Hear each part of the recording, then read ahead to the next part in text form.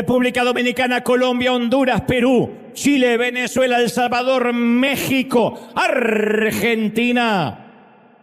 ¿Qué más? Nicaragua, Venezuela, Costa Rica, El Salvador. No lo veo a todos, pero son un montón. Arriba, arriba, arriba, que esas banderas representan los países que estamos transmitiendo en vivo. Para África, Asia, América, Oceanía, Europa, señoras y señores, conectados a todo el mundo, que no afloje esa alegría, ese aplauso del Señor está aquí en la casa. Saluden, saluden a cámara que los están viendo. Ahí está Costa Rica, Puerto Rico, Cuba. ¡Esa! Maravilloso. A los que están en casa, bienvenidos, buenos días, buenas tardes, buenas noches, según los usos horarios. En Europa es mucho más tarde, transmitiendo en vivo para toda esa gente que está esperando desde la casa, desde el hogar, diciendo yo quiero saber qué es lo que Dios preparó y te voy a transmitir lo que creo Dios me dijo que te diga. Para que tengan envidia santa.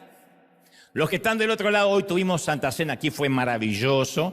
Tenemos bautismos hoy donde se van a bautizar centenas de personas, por ahora más de 200 y tantas que van a aceptar van a tomar este paso de fe. Todo eso es una gran fiesta hoy. No obstante, ahora conectamos el mensaje porque es lo que hemos recibido de gracia y de gracia damos a todo el mundo. Desde la pandemia hemos transmitido todos los domingos de manera ininterrumpida. Antes de transmitirte lo que creo Dios me dijo que te diga, tenemos un River News que es como una pequeña mini noticia de cómo van nuestras obras misioneras. Este es el caso de Cuba, donde salimos a repartir comida. Lo hacemos, no a veces, siempre. Los desayunos son todas las mañanas para los chiquitos y oremos mucho para que nuestro gobierno, el Estado de Cuba, nos permita siempre hacer esto.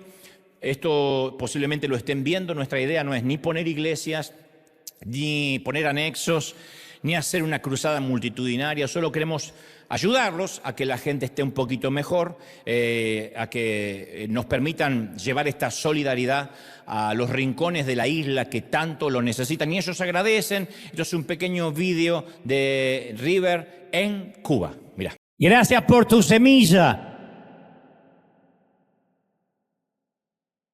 Antes de conectarnos al streaming decíamos no demos por sentado nada. Tampoco hay que dar por sentado los almuerzos, los desayunos, las cenas, que a veces uno puede comer hasta 4 veces al día y uno dice, bueno, es normal ir a la nevera y que esté llena o que haya siempre algo. O pedimos comida delivery. Esto es ciencia ficción en Cuba, que es aquí nomás, muy cerquita de Florida, de la costa este. O sea, no hay que irnos demasiado hasta la otra punta del mundo, sino que nuestros hermanos valoran tanto estos almuerzos. Y yo quiero decirte, como digo siempre, cada vez que vas a trabajar el lunes, a los que están aquí en casa y dice, wow, me cuesta trabajar, cuesta arriba.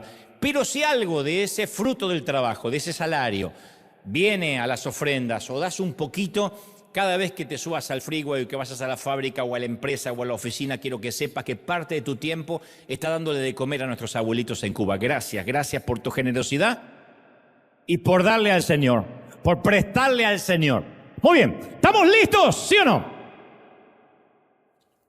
Quizás recuerdes una sola frase con la cual sentiste que tu vida cambió para siempre, al menos del modo en que la conocías.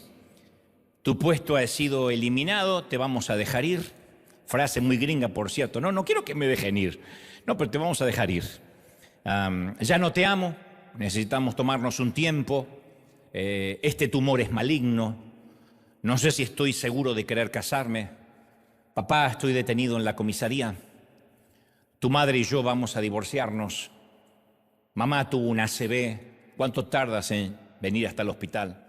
A veces es una sola frase que es como que nos tiraran de golpe nuestras torres gemelas. Es un 911, un punto de inflexión, un parteaguas que nos arranca de la normalidad y nos mete en un universo nuevo, como si nos tiraran a veces de un tren en marcha, de un automóvil en plena autopista. Y caemos de golpe en un mundo que no conocíamos, que siempre nos parecía que todas esas cosas le sucedían a extraños.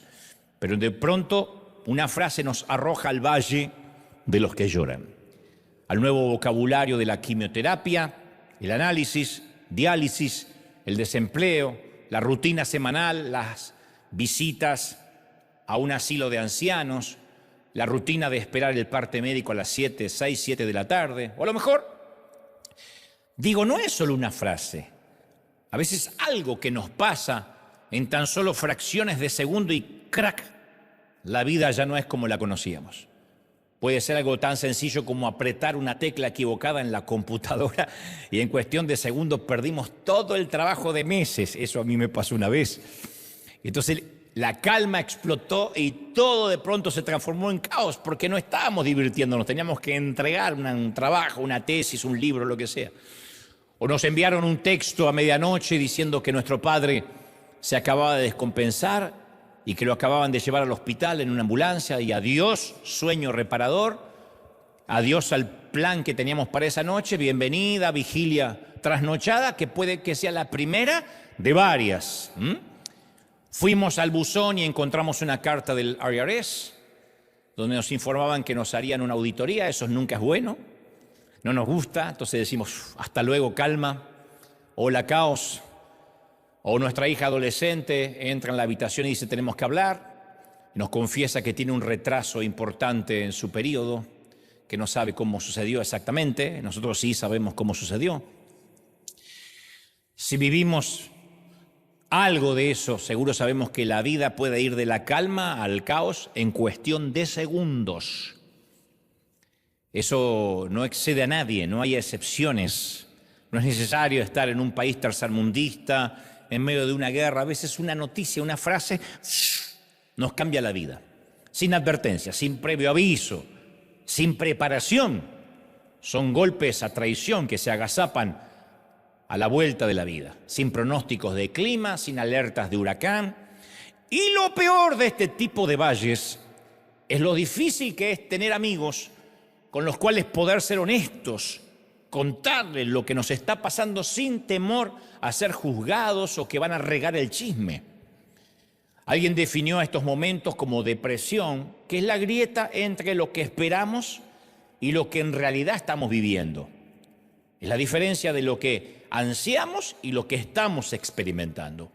Por eso, esta es una palabra, este es un mensaje para esta gente, para la gente que se siente o se ha sentido aplastada en algún momento de la vida por circunstancias que no vimos venir, por cosas que no esperábamos que nos sucediera. Esos momentos en que nos sentimos que todo se desmorona y lo que creíamos sólido nos dimos cuenta que era nada más una torre o un castillo de naipes.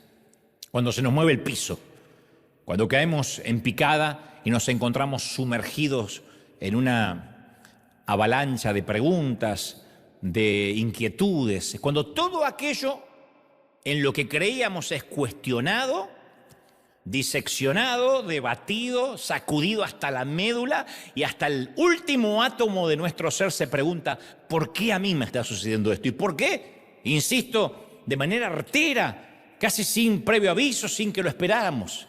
Es como un golpe al boxeador por debajo del cinturón, sentimos que es contra las reglas. Y nos preguntamos si alguna vez nos volveremos a poner de pie.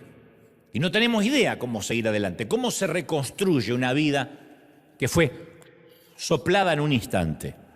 Cómo se reconstruye algo que creímos que iba a perdurar para siempre y de un minuto al otro se destruyó. Muchos hemos pasado varias noches llorando en silencio, mirando la oscuridad a través de la ventana de nuestra casa o del dormitorio, sin poder pegar un ojo a pesar del cansancio físico. Contemplando una noche oscura que a veces sentimos que es el reflejo de nuestra propia alma y parece que la hora no pasa, la noche no trasciende. Ni siquiera es necesario que haya sido, insisto, un evento de una magnitud innegable como un divorcio o una muerte. A veces solo es el impacto acumulativo. Los psicólogos dicen que el simple efecto residual, el habernos tragado durante tantos años el estrés, a veces termina erosionando y estallamos y no sabemos por qué. Es el efecto residual. Residual, aquella famosa frase, la gota que rebasó el vaso. A veces es un pequeño detallecito, un hijo que hace un berrinche, no encontramos un estacionamiento y de pronto estallamos de una manera desproporcionada y el que nos mira dice, mirá, qué loco, qué loca. Lo que no sabe es que tenemos un efecto residual, venimos acumulando estrés, tragando surmenage a través de los años. Pero en estas temporadas abrasivas, cáusticas, difíciles, no estamos solos. Yo nunca te plantearía algo en el cual te vayas de aquí diciendo, bueno, me tocó bailar con la más fea y esto no se va a resolver nunca. No, hubo un gran héroe que atravesó lo mismo que nosotros. Yo recordaba ayer cierta temporada en la vida de uno de los hombres más aventureros que ha vivido jamás, el rey David.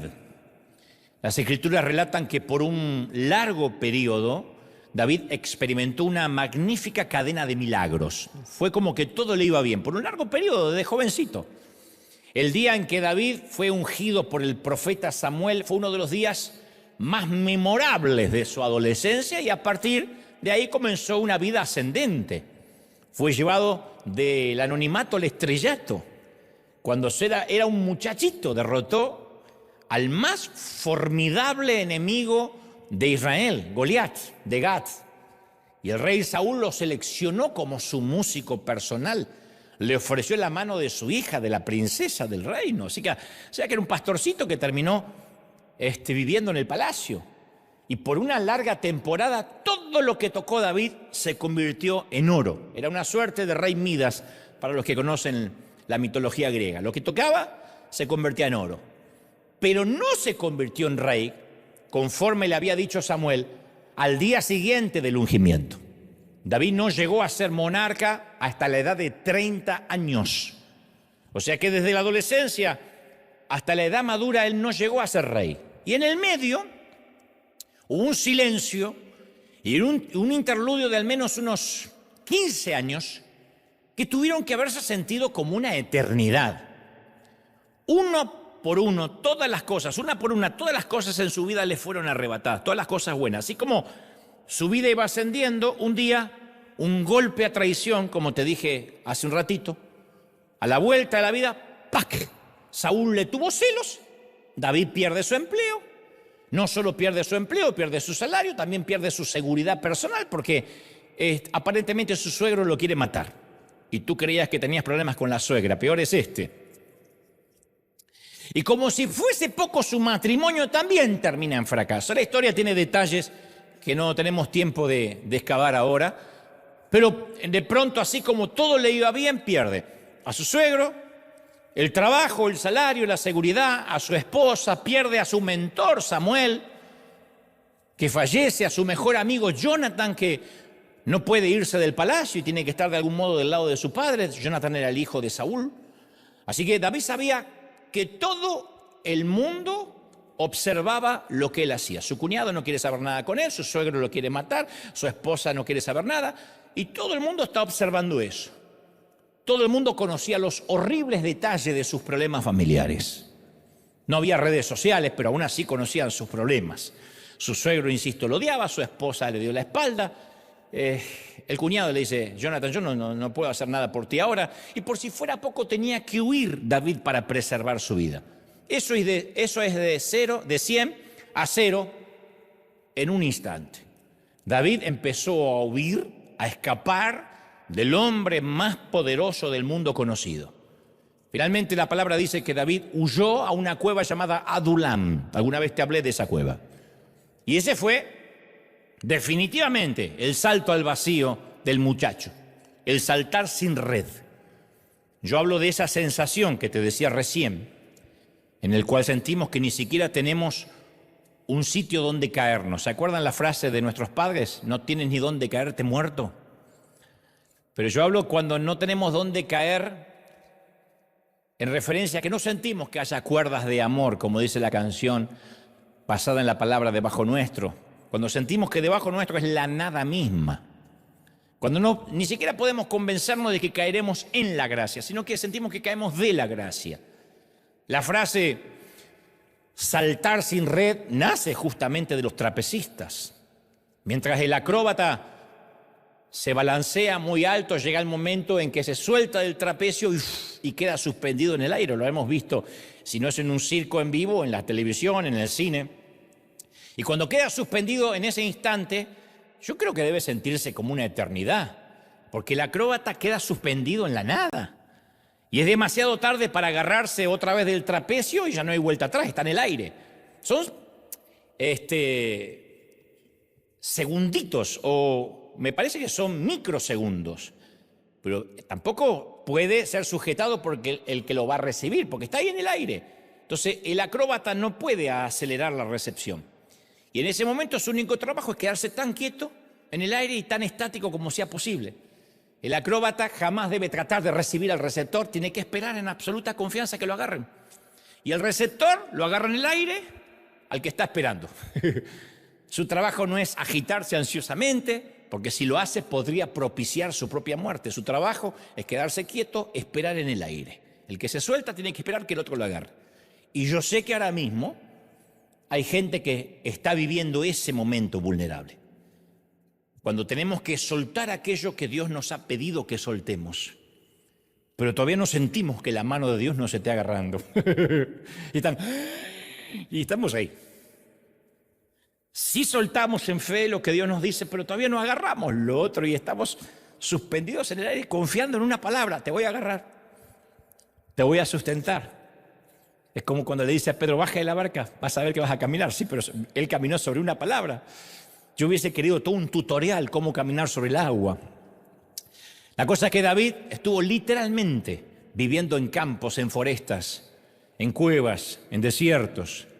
Tenía que vivir huyendo, sin red, sin contención emocional de ningún tipo, porque lo perdió todo. Era un alma sin techo, señores. David literalmente supo lo que era esperar en el aire, cuando no hay nada. Cuando debajo no hay red, cuando no hay contención, ni la promesa que Dios le había dado, ni poder volver a su casa porque era un fugitivo nada menos que del rey. No podía mudarse a otra nación, no podía tomarse un avión y perderse en algún sitio.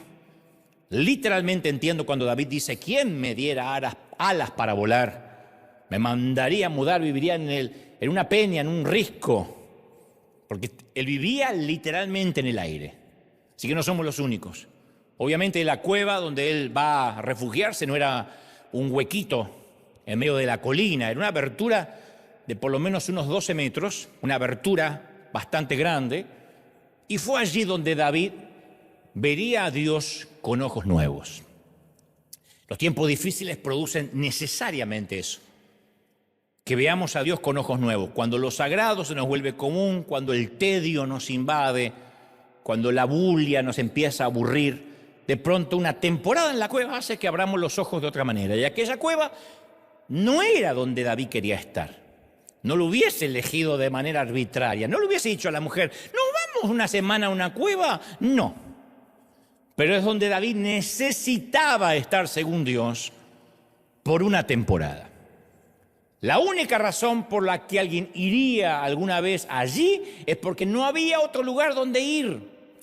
No tenía opciones David, estaba en el aire. No es que tenía una cueva, un bosque, una casa, un albergue y eligió la cueva. Era lo único. Lo que trato de implicar es que nadie planifica estar una temporada en la cueva, en la soledad, en la tristeza, en las noches sin dormir. Pero tarde o temprano, no espero muchos amenes, tarde o temprano todos tenemos que cumplir una temporada de cueva. Todos. La cueva, un amén. Siempre hay alguien que dice: bueno, yo los invito a mi cueva, pero esto no está mal decir amén. Lo que digo es que no despierta un júbilo: ¡uy, qué lindo! Vamos a ir a una cueva. No, pero todos nosotros necesitamos pasar una temporada en la cueva. La cueva es donde nuestras muletas nos son arrebatadas. Si estamos aferrados a algo o a alguien, se terminó. David fue un líder gubernamental y militar, y hasta un hombre dotado en la música y la poesía. Pero como muchas personas que aman a Dios, también luchaba con la depresión. Yo creo que David fue el más ciclotímico, me parece más el más bipolar que yo encuentro en las Escrituras, incluso superando a Nehemías, a Elías, porque durante sus años como fugitivo David tuvo que hacer frente a una plétora de emociones turbulentas. Eso está reflejado en sus salmos, en su prosa, en su poesía. Y muchos de nosotros hemos descendido a los fríos y oscuros límites de la cueva de la desesperación, de la soledad, de la depresión, del hartazgo, del cansancio que no podemos reponernos ni con 7, 8 o 12 horas de sueño, porque es un cansancio a nivel emocional, espiritual, ni siquiera físico. Todos nosotros hemos estado allí. La cueva tiene esos recovecos escondidos y a veces nos sentimos perdidos. Aunque geográficamente vivamos en una ciudad, emocional y espiritualmente estamos o nos sentimos en una cueva. Es cuando comenzamos a imaginarnos que Dios nos abandonó o que no le importa lo que nos pasa o que su consuelo no llega a esta cripta oscura. O quizás sentimos que no le importamos a Dios, que metimos la pata muy feo, que agotamos el crédito de la gracia, que se cansó de perdonarnos. Pero las Escrituras relatan algo inesperado, algo que David ni en sueño se imaginó. El primer libro de Samuel, el capítulo 22, el versículo 1, narra que yéndose David de una ciudad llamada Gat, huyó a la cueva de Adulam. Y cuando sus hermanos y toda la casa de su padre lo supieron, vinieron allí a él. Y se juntaron además con él, dice la palabra, los afligidos, todo el que estaba endeudado, o sea, se juntaron todos los que no tenían un peso partido por la mitad, todos los que se hallaban en amargura de espíritu, y él fue hecho jefe de ellos y tuvo consigo como 400 hombres. Se juntaron todos los que de alguna forma se sentían como él, o peor que él. La mayoría de los eruditos cree que el rey Saúl había agravado al pueblo de Israel con un impuesto muy pesado, ¿no? Un gravamen injusto, arbitrario. Entonces, al parecer, cierta gente en su cólera, en su rebelión, iracundo por esta tributación injusta, acudía a la cueva para estar con David. Decía, no se puede vivir ya más en Israel con estos impuestos. Y algunos otros se creen que eran viejos amigos de David que acudieron a prestarle su apoyo. La mayoría de los ciudadanos todavía admiraba al muchacho mata gigantes. Y mientras más se filtraba la noticia sobre la huida de su héroe, más decidían unirse a David en su improvisado refugio. Y se unían ahí 400 en principio, a priori. Entonces se llenó con una encrespada variedad de gente rara que se unió a la banda. Toda gente rara, así como hoy acá. Y en el otro servicio. Y más adelante se nos cuenta que llegaron a ser 600 hombres, 200 más. Ahora, ¿qué tipo de personas eran los que se unieron a la cuadrilla?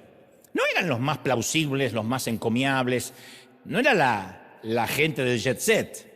La pandilla estaba compuesta por buscapleitos, por disconformes, gente que era buscada por la policía, por la ley.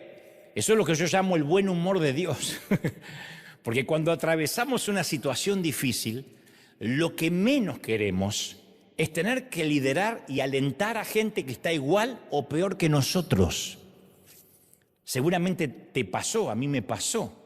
Estás viviendo una crisis financiera y viene alguien y me dice, no me aconsejas cómo prosperar, te hagan decir, suicidémonos los dos. Estás viviendo una crisis matrimonial y alguien te dice, ay, ore por mi matrimonio. Y tú dices, no, ¿por qué como Telma y Luis no nos tiramos por un barranco? David se había refugiado en una cueva para estar solo. Porque cuando uno está deprimido quiere estar solo, no tiene ganas de bañarse, no tiene ganas de peinarse, no tiene ganas de lavarse los dientes.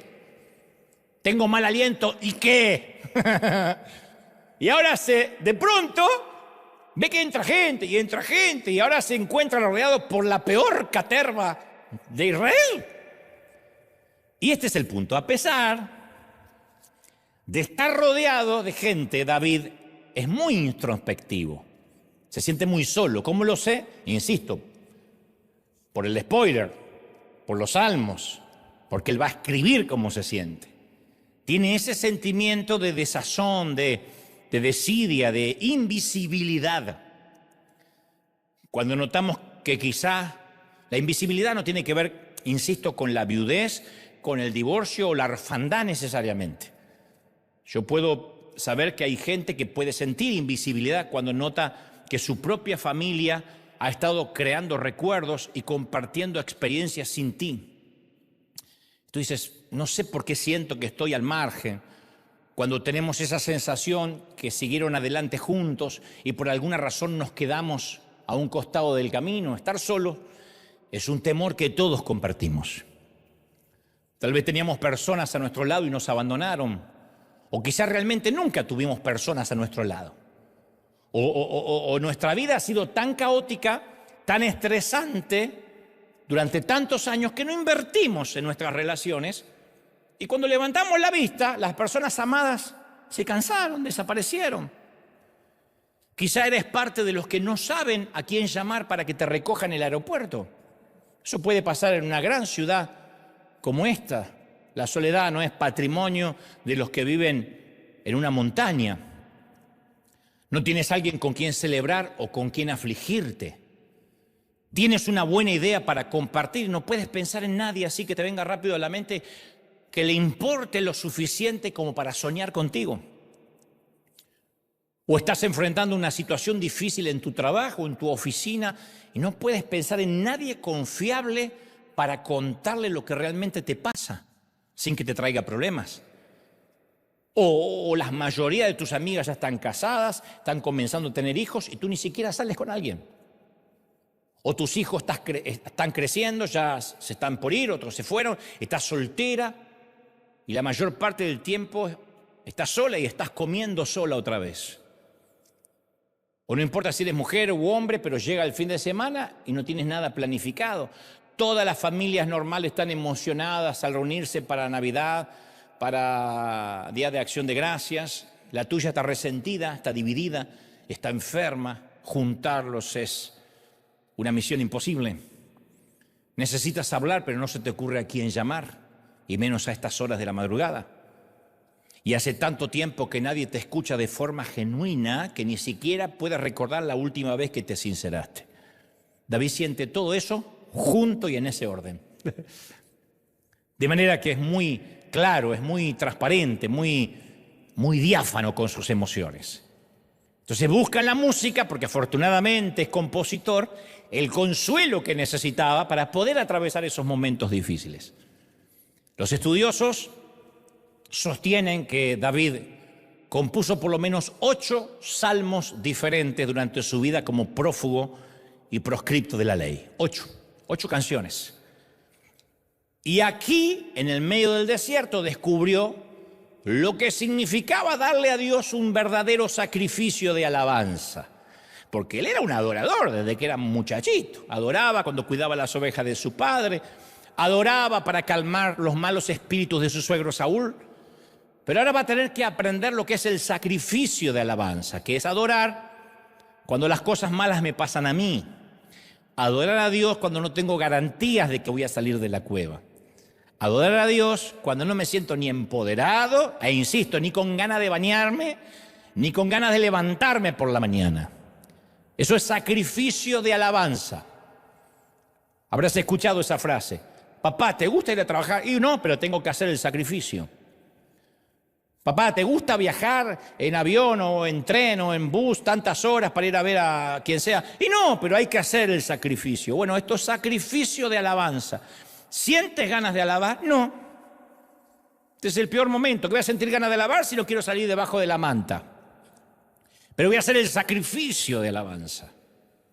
Algunos creemos que no podemos expresar lo que nos pasa, porque de acuerdo con el sombrío estereotipo evangélico, siempre hay que estar calmados, positivos, repitiendo clichés, frases hechas, porque si no repetimos las frases, estoy empoderado, todo lo puedo en Cristo y esas cosas, nos dicen que no somos cristianos o que no confiamos en Dios.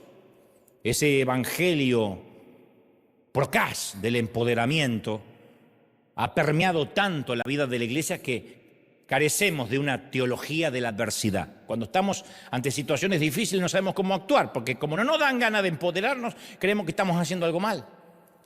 Y si nuestra mente, digo siempre, está inexorablemente conformada para ser positiva siempre, vamos a terminar viviendo un cristianismo imaginario, porque la vida no siempre va a ser positiva.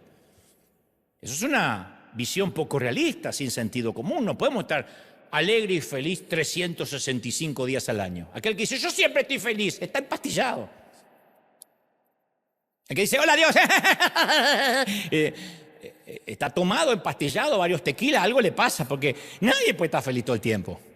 Contento sí, porque el contentamiento es alegrarse, como dijo Pablo, a pesar de los avatares de la vida.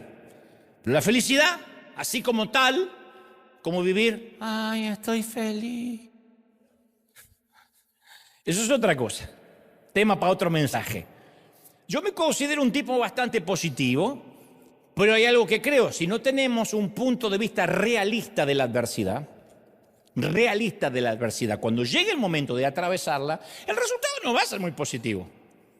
Porque nos vamos a sentir decepcionados, frustrados. ¿Y por qué me pasa esto? ¿Y por qué mi hijo está rebelde?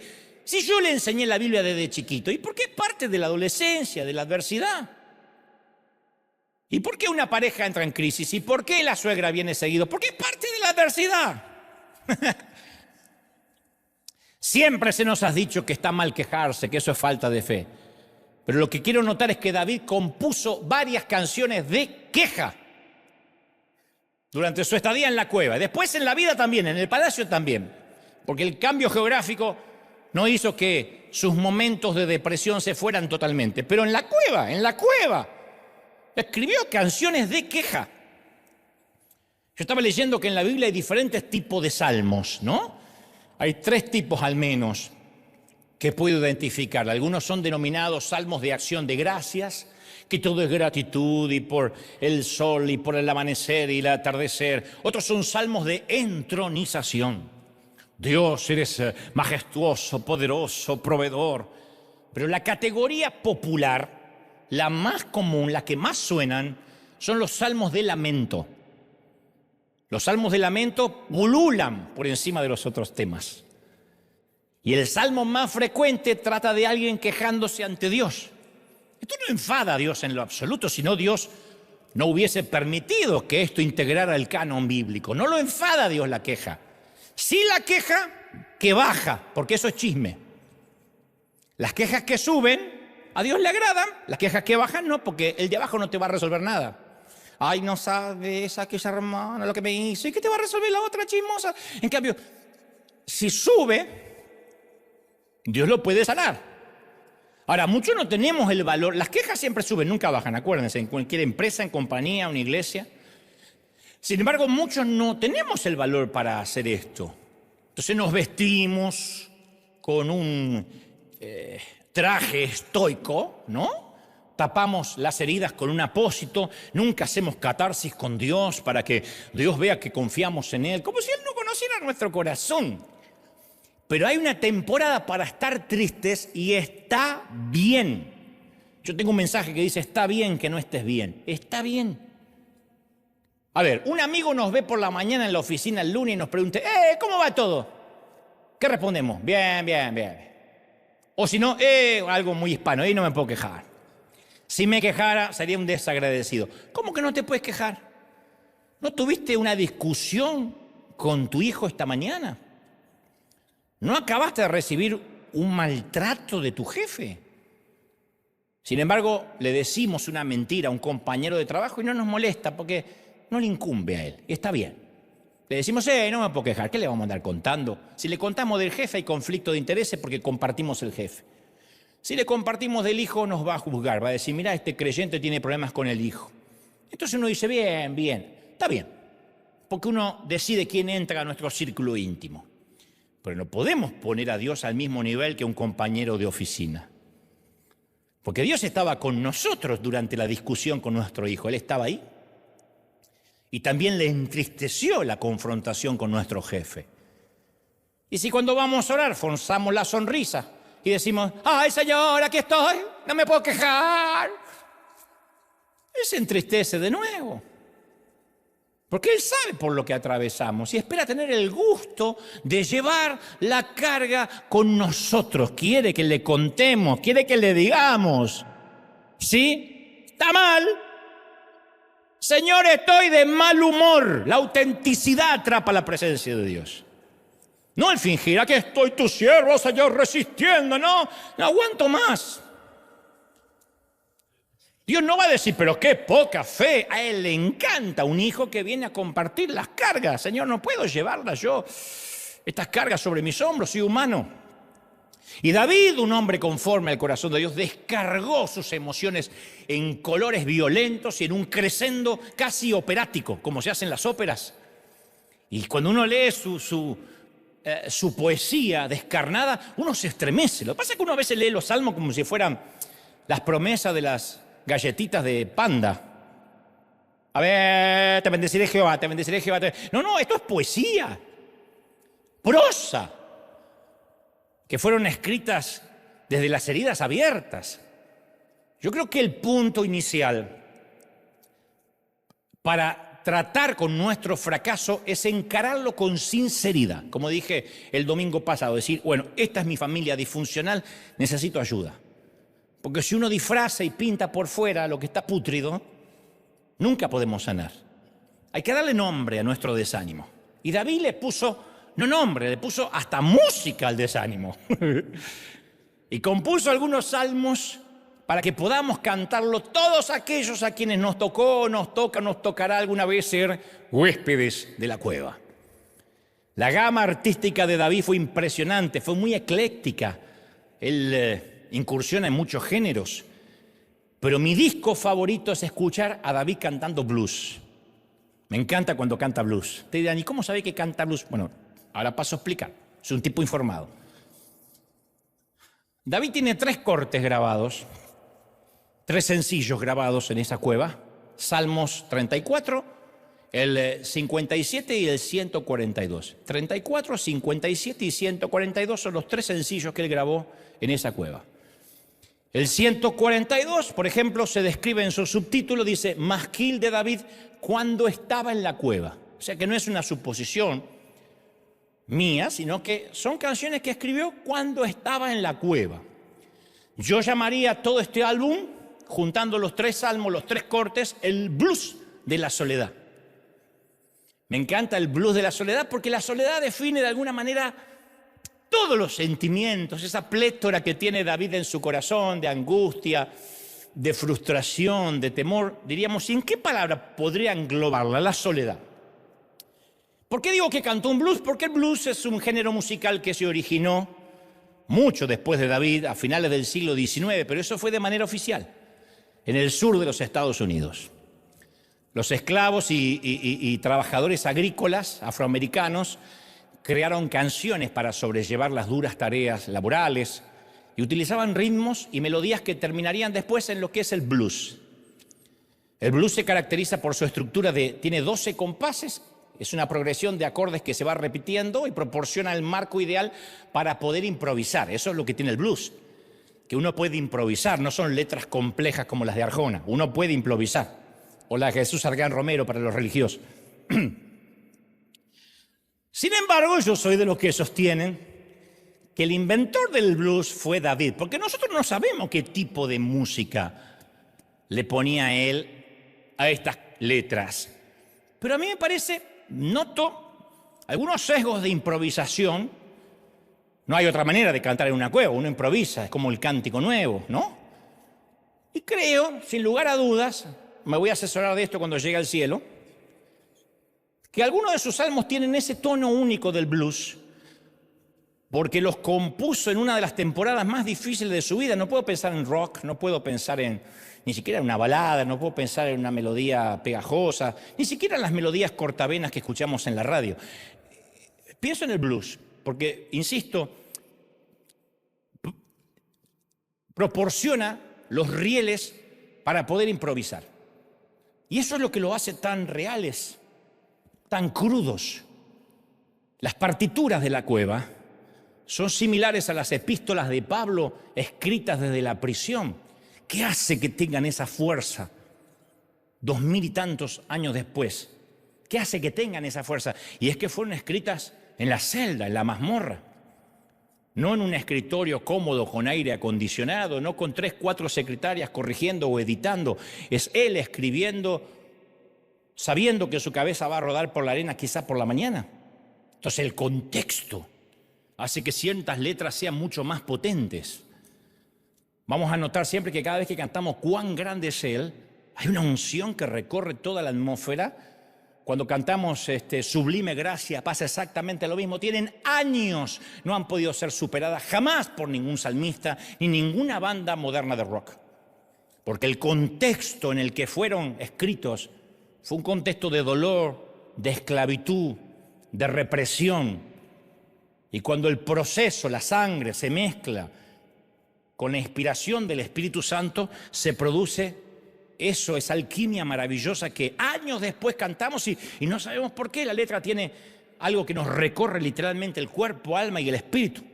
Así que yo me imagino a David, la voz de David resonando a través de las frías paredes de los corredores de piedra de Adulam. Y al principio es una melodía que se dispersa en la oscuridad, está solo. Toda esa cueva es una caja de resonancia. Así que no necesita David gritar para que su voz se escuche a miles de kilómetros. Así que imaginemos el escenario, imaginemos el momento, la voz es clara, David sabe cantar. Puede que esté un poco ronco, pero él sabe entonar, llena de sentimiento como corresponde a un cantante que conoció años de tristeza, de depresión, y comienza diciendo: lo que tú sabes, Señor, es demasiado profundo y hay cosas que yo no puedo entender. Eso dice David. Señor, hay cosas que no puedo entender. Comienza no empoderándose, diciendo palabras de fe: Señor, yo creo que voy a salir de la cueva. Él dice: yo hay cosas que no entiendo. Lo cual, insisto, está bien decirle al Señor: yo esto no lo entiendo. Él no está pidiendo que lo entendamos. Y en otras palabras empieza a entonar algo como que no tenía ley ahí David. Hay cosas que yo no comprendo, dice David. Lugares hay donde yo no iré. Y en su desesperación añade estas increíbles palabras: ¿hasta cuándo, Señor, me olvidarás? ¿Hasta cuándo, Señor, huirás de mí? David era un hombre que se pasó 500 días atravesando una foresta. La persecución de Saúl duró casi 9 años.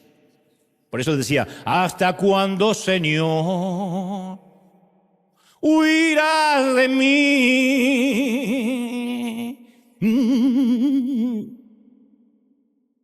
Yeah. Y David escribió este salmo cuando estaba profundamente agotado, emocionalmente deprimido. No podía seguir adelante un día más, una hora más, ni siquiera un minuto más. Y hay alguien que se siente identificado. Una canción suele tener un estribillo, lo que llamamos coloquialmente un coro. Pero el suspiro de este salmo tiene un puente que se repite constantemente. ¿Hasta cuándo, Señor, me olvidarás? Y retumba en toda la cueva. David confiesa que su espíritu se siente angustiado. Ahora que digo, qué terminología tan viva, ¿no? David no sabe hacia dónde ir. No sabe qué camino tomar. La vida se le ha convertido en un gran torbellino que se le viene encima y lucha por permanecer firme contra la corriente. Lo único que sabe es cantar. Su vida está atrapada en un nudo de problemas. ¿Qué hebra va a desenredar primero? ¿Viste esas tormentas perfectas donde uno dice: si fuera un solo problema yo lo resuelvo, pero son muchos? Pero esa no es la única emoción que siente. David se siente abandonado. Para mí que este es uno de los versículos, de los salmos más tristes de la Biblia. David canta en el Salmo 142. Mira mi diestra y observa, ya no hay quien cuide mi vida, oh Señor. No hay palabras más desoladoras que esas. No hay quien cuide mi vida. Aún con una turba de partidarios que lo buscan para estar con él, está más convencido que nunca que a nadie le importa su persona. Él sabe que toda esa gente, hoy 400, mañana 600, les importa lo que Él puede darles a ellos. Una revolución, un golpe de Estado contra Saúl, la derrota de gigantes, las batallas que libra, lo siguen por su don. Él sabe que lo siguen por su don. No hay peor cosa que saber que hay una multitud que te sigue por el don y no por quién eres. Está bien, son las reglas de juego. Es el síndrome de la mayoría de pastores y líderes que me están mirando. Dice, la gente me ama. Hay gente que dice amarnos, pero solo aman aquello que podemos darles. Y el día que creen que ya no les vamos a dar nada, o no tenemos nada que les interese, nos dicen ya no vengo más. Algunos ni siquiera eso, se van, desaparecen. Entonces, hay una cueva llena de voces que solo exigen algo, puede llegar a ser muy solitaria. Si no, no habría reyes, presidentes, cantantes, rockstar que se sienten solos. ¿Acaso no llenan estadios, no llenan plazas? Pero cuando todo un gentío demanda un don y no ama necesariamente a la persona, la soledad se siente. Y la soledad no es ausencia de rostros. La soledad es ausencia de intimidad. Por eso las ciudades populosas como estas suelen ser a veces caldo de cultivo para la desesperación, la soledad, la enajenación. Nadie sabía la profundidad de las emociones de David. A nadie le importaba lo que sufría. Dice por ahí, ríe y el mundo reirá contigo, llora y llorarás solo. Los problemas estimulan la soledad alimenta la depresión. Y este es un tópico muy delicado para el cristianismo actual. Alguna vez lo traté. Nos puede pasar a todos, no importa lo que digan otros predicadores, no importa los cambios que hagamos. A veces la nube oscura nunca cambia y con el tiempo termina definiendo nuestro cielo. La depresión es un camino a través de la oscuridad, sin señales, sin vistas panorámicas, sin un destino claro. Por lo menos así es como se siente. Un consejero describió la depresión y la soledad como una agonía permanente. Noche tras noche, día tras día, casi a nivel arterial. De hecho, es a nivel arterial. El corazón no bombea de la misma forma si no estuviésemos deprimidos. La depresión espiritual es equivalente al cáncer. La diferencia es que la depresión va haciendo metástasis por dentro, igual que el cáncer, pero el cáncer lo reconocemos, la depresión a veces no. Nos reprenden, nos dicen que digamos frases, que repitamos. Es un asesino silencioso, es un parásito, un patógeno de la mente. Y hay que estar alerta porque puede llegar a nuestra vida y hay que ser muy empáticos cuando llega a la vida de quienes amamos. No juzgarlo, no decir sos un vago, lo que no quieres es trabajar, porque no necesariamente puede ser eso. No decirle no quieres salir de la cama, que cómo no te puedes reponer, dónde está tu confianza en Dios. Es una condición humana el estar triste, que no respeta la estatura espiritual de nadie. Yo he escuchado a cientos de predicadores proclamar que si uno está en depresión es porque no es un verdadero cristiano. No le creas a esos timadores. David era un hombre que amaba mucho a Dios y que Dios amaba mucho también. Sin embargo, luchó con la depresión toda su vida, especialmente porque él estaba en el pináculo de la gloria y después tenía el bajón que a veces le pasa a los artistas, a los jugadores de fútbol, a aquellos que están en una gran fiesta y después tienen que irse solos a una habitación. Nuestro error como cristianos es privatizar nuestro dolor, ocultarlo, meterlo en un búnker, blindarlo para que no se den cuenta. Pero yo soy de los que sostiene que cuando damos a conocer nuestro dolor, somos auténticos ante Dios, ante la gente, podemos pedir ayuda, encontrarla. Así que David hace lo que la mayoría de nosotros haría al estar deprimidos. Se sienta con su bloc amarillo, procede a hacer un balance de su vida, los pros, los contras, el debe y el haber, y compone el blues de la soledad. Así que sigue cantando y no mejora la letra. Mis enemigos son mucho más fuertes. Yeah. Y yo solo sé que voy a morir. La depresión no es el mejor estado de ánimo para formular conclusiones objetivas, claras. Cuando estamos tristes es imposible razonar sobriamente. Mi sugerencia es que nunca tomes decisiones estando triste. Lamentarás esas decisiones que tomaste en tiempos de guerra cuando lleguen los tiempos de paz. David se compara con un hombre encarcelado, en una cueva pero encarcelado, no puede salir. Se siente encerrado en la mazmorra de la desesperación. Había lanzado la piedra a un gigante y ahora otro tipo de gigante había penetrado su cabeza. Casi era un ojo por ojo. Le había pegado una piedra en la frente, en la mente, en la cabeza a Goliat y ahora otro parásito se le pega en la frente a él.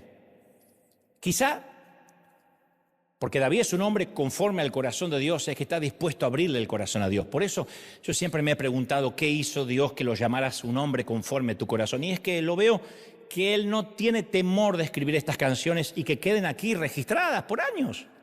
No las oculta, no lo escribe en un diario íntimo y lo pone bajo llaves. Lo vierte todo delante del Padre, no finge. Cuando David siente que le gustaría ver a sus enemigos morir de manera violenta, se lo dice a Dios. Me gustaría verlos reventar. Amén, dijo uno así. Está bueno, está bien. Porque una vez se finge, ay Señor, yo amo a mi enemigo. No, yo todavía no lo amo. Yo creo que le vaya mal. Que Dios nos va a calcinar. Por eso, si acaso, por más que lo digamos de la boca para afuera, si en el corazón no lo amamos, Dios lo sabe. ¿Qué prefiere decirlo? Porque ahí es cuando este pueblo adora con los labios, pero su corazón está lejos de mí. Es que no es coincidental el corazón con los labios. Si David se siente mal consigo mismo, se lo dice a Dios. Si tú y yo escribiéramos un libro de salmos o un blues o escribiéramos una canción, ¿con qué exactitud presentaríamos un mapa descarnado de nuestra alma? La oración tiene que ser ese momento de comunicación directa con Dios, sin restricciones, sin ningún tipo de censura. Por eso la Biblia recomienda cerrar la puerta, porque lo que vas a hablar va a morir ahí entre tú y Dios. David verbalizó, articuló sus problemas ante Dios. Y los desplegó así, como si fuesen un gran rollo que contenían las angustias de aquel blues de la soledad. Y cuando llega el momento de escribir el estribillo, el blues de David se transforma en un canto de triunfo de a poco. Yo digo, ¿cómo llegó a ese punto? Porque empezó diciendo, me voy a morir. Esta letra que yo te estoy cantando son literalmente los salmos que escribió. Él en un momento comienza a ver a Dios. Dice en un momento, respóndeme, oh Jehová, alumbra mis ojos para que no me duerma de muerte, para que mi enemigo no se jacte en decir, ¡ja, está vencido! Alumbra mis ojos. A mí me fascinó la frase, oh mi Señor, alumbra mis ojos. ¿Por qué Dios no me dio la voz de un moreno? Yo al principio lo interpreté como, Señor, muéstrame lo que estás haciendo, ¿no? Trae luz a mis ojos. Occidentalmente pensamos, muéstrame lo que estás haciendo. No es lo que quiere decir. Leyendo el contexto, está diciendo, Señor, pon de nuevo la luz de mis ojos. Es muy fácil notar si una persona está deprimida. El rostro la delata. Yo tenía un mensaje que decía, yo sé que estás en crisis porque me lo dicen tus ojos. La depresión transforma el semblante. Es una máscara vacía y rígida que ningún rímel, polvo o maquillaje puede tapar ni disimular. Sobre todo la luz de los ojos de una persona se apaga. Y David canta algo muy emotivo. Está pidiendo volver a brillar. Y luego agrega, mi corazón te canta salmos, me alegraré en mi salvación. ¿Cómo me alegraré en mi salvación? ¿Cómo lo ha salvado Dios a David? Saúl todavía lo está persiguiendo. Sale de la cueva y le vuelan la cabeza. Saúl tiene ejércitos que lo superan numéricamente. Las cosas están tan desesperanzadoras como siempre desde antes que empezara a cantar. ¿Qué cambió? ¿Por qué habla, me alegraré en tu salvación? ¿Por qué canta? Nada cambió, excepto la memoria de David. Cuando el espíritu de la adoración se apoderó de él, recordó que nada había cambiado en cuanto a Dios. Dios seguía siendo real. Había sido poderoso en el pasado y había estado con él contra el gigante, y ese mismo Dios seguía sentado en el trono, no había cambiado. ¿No es maravilloso? Su salvación. Dios tenía un plan para David y eso no había cambiado, independientemente de dónde estaba ubicado geográfica o topográficamente. Y al recordar esas cosas, David empieza a cantar, sigue el blues, pero era con gozo. Qué espantoso, ¿no? Cuando en medio de la crisis nos quedamos atrapados en la claustrofobia del presente y no podemos ver lo que Dios hizo o lo que Dios va a hacer. A veces la cueva es tan imponente que a menudo bloquea nuestra vida hacia adelante, lo cual sería lógico, porque uno dice, ¿a dónde? ¿A dónde voy? Pero qué feo cuando el presente bloquea lo que pasó hacia atrás. Dios nunca nos dejó. Necesitamos desesperadamente recuperar la perspectiva. ¿Y cómo uno tiene perspectiva dentro de una cueva? La perspectiva es en la cima de un monte, ¿o no? Uno mira toda la ciudad. ¿Y en una cueva qué mira? La adoración empieza a dar perspectiva. No podemos cambiar el futuro hasta que llegue, pero podemos obtener sabiduría y fe del pasado. Lo único que ha cambiado es tu topografía. A lo mejor que en vez del palacio ahora te toca estar en la cueva, pero Dios, insisto, sigue en el trono. Dios no se ha movido. Y de pronto experimenta a David una asombrosa toma de conciencia que casi es una epifanía. Cuando estaba derramando su corazón diciendo estoy triste, Dios ya empezó a ocuparse de él y su depresión. Nunca estaremos en un lugar que no sea exactamente donde Dios esperaba que estuviésemos. David nunca pudo encontrar una cueva tan lejana, tan inhóspita, que estuviera fuera de la jurisdicción del Señor. Podía ocultarse, de hecho lo dice en una de sus canciones, puedo subir hasta lo más alto, hasta lo más bajo del océano y allí tú estás. Él no pudo encontrar una cueva en la que Dios no pudiera entrar. Así que empieza a decir, saca mi alma de esta cárcel para que alabe tu nombre, oh Dios. Ahora es como que David tiene la libertad de alabar a Dios. Es la primera vez que dice, sácame para que te pueda alabar. David había viajado desde la prisión a la alabanza. A nosotros nos preocupa nuestra circunstancia, a Dios le preocupa nuestro carácter. Y Dios permite los tiempos difíciles de cueva para beneficio de nuestro carácter. Y hasta que haya terminado la gran obra invisible para nuestros ojos terrenales, vamos a estar un tiempo ahí. Dios nunca tarda demasiado, nunca llega tarde, nunca pierde el control, no importa cuánto llevemos de estadía en la cueva. Dios nunca se va a dar por vencido con nosotros, nunca va a dejar de ocuparse, nunca va a abandonar la obra que ha comenzado en nosotros, de la cual nuestra cueva, sin duda e inequívocamente, forma parte. Una parte fundamental del trato de Dios. A mí me encantan las agudas palabras de Isaías 49:15 que dice, se olvidará la mujer que dio a luz por dejar de compadecerse del hijo de su vientre, aunque ella se olvide. Yo no creo que una mujer se olvide que alguna vez tuvo un bebé, así lo haya regalado, entregado, dado en orfandad, no sé, dado en adopción o lo haya dejado huérfano o lo haya tirado. Nunca se olvida, a menos que tenga un problema mental. Y Dios también habla de eso. Aunque ella se olvide, yo no me olvidaré de ti. Y aquí que en las palmas de la mano te tengo esculpido.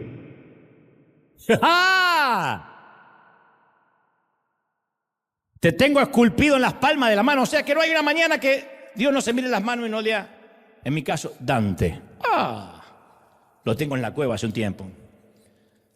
La imagen es una foto mental instantánea. Nuestro nombre está tatuado en las palmas de la mano de Dios. O sea, no se pueden desprender. Y es así como David logra atravesar esta crisis de su vida, dándole a Dios sacrificio de alabanza. Leemos a veces los salmos aquí en Anaheim de un punto de vista occidentalizado, pero la pandilla de David cantaba con las partituras originales. Eso es lo que distingue al creyente verdadero. En medio de la más honda aflicción de su vida, sus voces se alzan en alabanza a Dios. En medio de una familia destrozada, junto a los escombros de una salud arruinada, al salir de la trágica pérdida de un ser querido. Con una voz quebrada por las lágrimas eleva un blues hacia el cielo, que al principio es queja, hasta que se transforma en adoración y después alabanza. Esto ha ocurrido siempre en las crueldades obscenas de un campo de prisioneros, en una nación hegemónica y totalitaria donde cazan y matan a los cristianos, en una vida sin salud en que la muerte es la única certidumbre que tienen algunos creyentes. De alguna manera, contra viento y marea, se escucha un cántico en la oscuridad. Nunca hubo una aflicción tan fuerte que pudo hacer callar el cántico de la iglesia. Porque la adoración, la alabanza, no solo beneficia a Dios, sino también al que la ofrece. Por eso los africanos, los afroamericanos aprendieron eso. Cantar, adorar, aunque estén en un bote de remos, encarcelados, en cadenas, azotados. Nunca pudieron detener al gospel, nunca pudieron detener el blues. Cuando estamos bajo los ataques de los ejércitos del sufrimiento, no tenemos que pensar, no tengo armas que esgrimir. Aunque el principio de la balada se parezca a una simple queja, insisto, tenemos que elevar el blues de la soledad y empezar a adorar a partir de la soledad. No te estoy diciendo, dile a Dios lo grande que es, porque es probable que en la cueva no lo puedas ver en principio. Pero empecemos diciendo cómo nos sentimos. Porque al cabo el sufrimiento y la fuerza son dos caras de la misma moneda.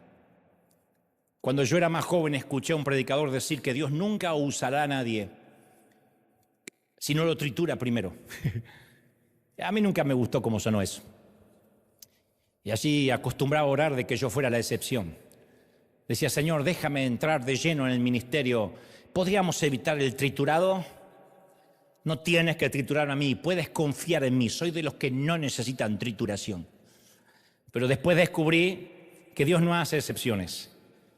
Cuando reflexionamos en nuestra vida pasada, sin duda vamos a celebrar éxitos, victorias, pero nos vamos a enorgullecer cuando miremos por encima de nuestro hombro, de haber soportado días difíciles, de superar enormes desafíos.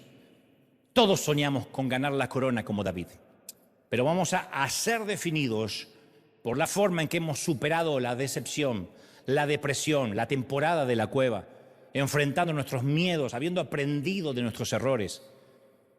Te doy mi palabra que vamos a evocar nuestro pasado y veremos esa temporada como buenos recuerdos. Dolieron, pero forjó fe en nuestro corazón. Hay que resistir, gente. Entregarnos o rendirnos nunca fue una opción para nosotros. Se supone que no estamos hechos de esos. No somos gente que nos rendimos. Somos gente que seguimos adelante. Somos gente que paliamos la tormenta.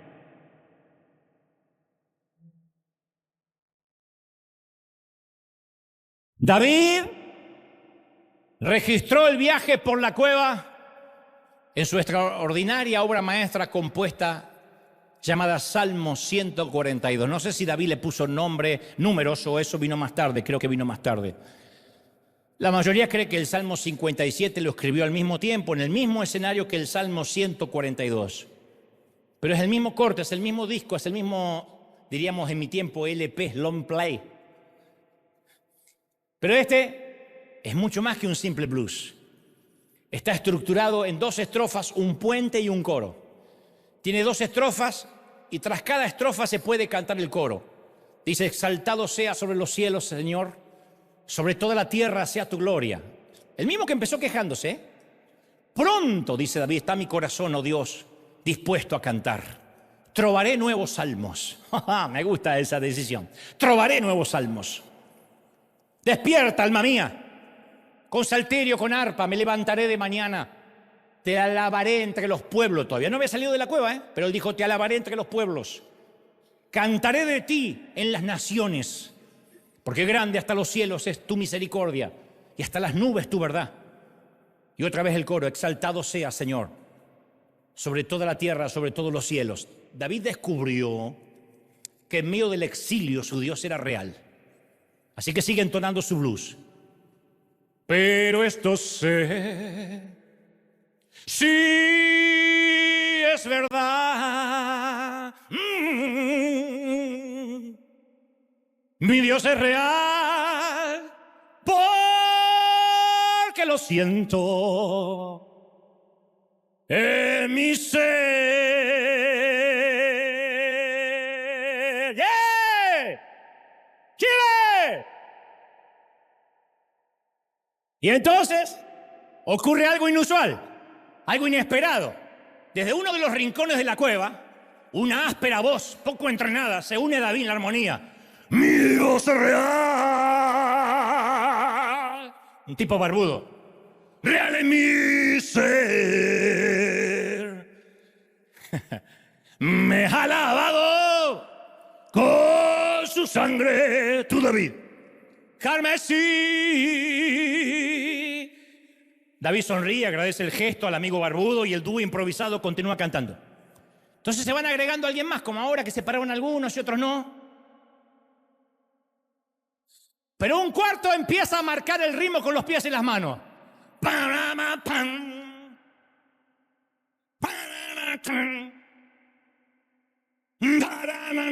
Y uno por uno se va uniendo hasta que se transforma en un enorme coro. ¡Ah!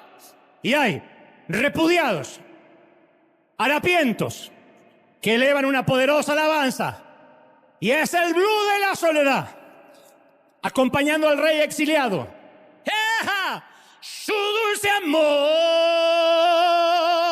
es para mí. Mi Dios es real, porque lo siento en mi ser. Nunca ha habido un concierto como aquel. Puede que nunca haya otro. A menos que esto ocurra en un coliseo romano, en un campo de prisioneros nazis, en una granja de esclavos afroamericanos, o en un lugar donde se piense que la música y la esperanza han sido expulsadas para siempre. Yo le llamo la melodía de lo milagroso también. La balada de los que cantan y que van por la cueva. Las lágrimas y la melodía se mezclan en una pureza que se revela solo cuando los cristianos cantan contra todas las expectativas y circunstancias terrenales. La sala de conciertos es una cámara de resonancia geológica, cuya acústica él había diseñado hace mucho tiempo para aquel trascendental. Dios había creado esa cueva para ese blues. Y la gente continuó cantando. Y sus voces penetraron la piedra maciza, el techo natural, para proyectarse hacia los mismos portales del cielo. Y los ángeles, wow, se detuvieron a escuchar. Yo me atrevo que el mismo Dios marcaba el ritmo con el pie, porque nadie se resiste a hacer esto. Y como la Biblia dice que la tierra es estrado de sus pies, como Dios hace así, no dudo que haya habido un pequeño temblor reflejado en la escala Richter. ¡Música, maestro! ¡Ya! ¡Y así! ¡Vamos, todo! ¡Sí va! ¡Así! ¿Qué? ¡Hala! Al rey, alguien tiene que celebrar en casa aquí. El rey está en la casa, Dios es real, ¿sí o no? Levanta tus manos al cielo, Padre. Es en esta mañana, tarde o noche, conforme usos horarios, que he transmitido lo que creo me has dicho que diga. A todos los que están tristes y han de comenzar a cantar hoy las primeras notas del blues de la soledad. Señor, toma en cuenta la queja, porque tú y yo sabemos que se transformará pronto en adoración. Y luego, cuando todos recuperemos la perspectiva, será alabanza. Y de alguna forma, no sé cómo, de alguna forma brotará el gozo. Y será maravilloso. Adora a Dios. Tira las cargas a los pies de la cruz. Canta tu blues toda la semana. Y recuerda que Dios es real. El cáncer sigue allí, pero Dios es real. La relación se quebró, pero Dios es real. Tus hijos no te hablan, pero Dios es real. La economía no mejora, pero Dios es real. Lo siento, dijo David, lo siento. Y todos cantaron y adoraron. Yo creo que ese bien pudo haber sido el último día de la cueva. Luego David saldría, se armaría con su ejército. Por la gracia llegaría a Sión y sería el mayor adorador que jamás el mundo haya conocido. Dicen que los que hicieron sacrificios de alabanza en la cueva son los que luego adoran en los pináculos, en los altares, en los tabernáculos desde las ventanas de los palacios. No por nada David dijo que se adore las 24 horas, 365 días al año. El poder de la adoración y la alabanza cuando las cosas van mal. Padre, dales de vuelta el brillo de los ojos a los que lo han perdido. Vuélvele el gozo de la salvación y hazle saber de que todo está bajo control.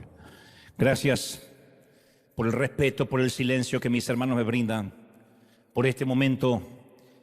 Y antes de despedirnos, nos calibramos, nos alineamos con tu corazón, sabiendo de que no hay nada tan grande que te pueda superar.